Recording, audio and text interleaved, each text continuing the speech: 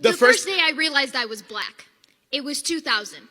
We had just learned about blacks for the first time in second grade. At recess, all the white kids chased me into the wood chanting slave.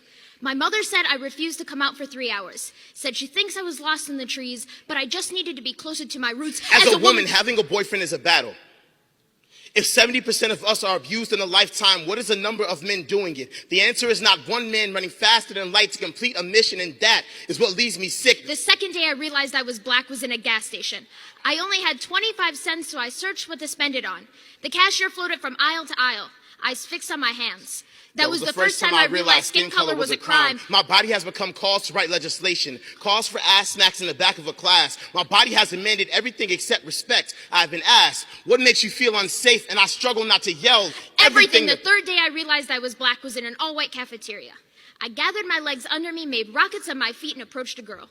She told me she was not into my type of guy. I felt the words shoot daggers into my melanin. I have never wanted to disappear so bad. As a woman, I've learned to answer to everything except my name. Little lady is not said to mean equal, but to make sure I remember my place, I battle between wanting to own my body and accepting there is a 1 in 4 chance a man will lay claim to my skin, a plot of land for the taking. The last day I realized I was black was in an elevator in California.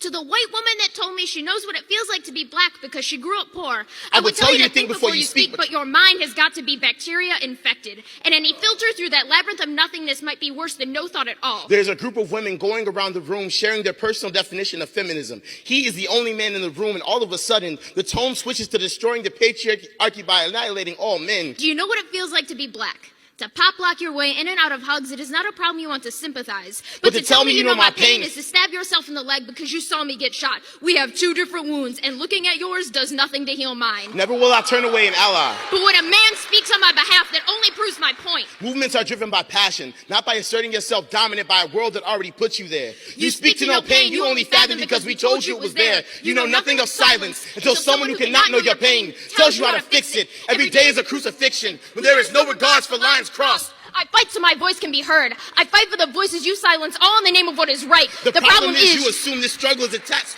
to a social class. I am black and bold and beautiful by nature. Ain't no income that can change that. The problem with speaking up for each other is that everyone is left without a voice.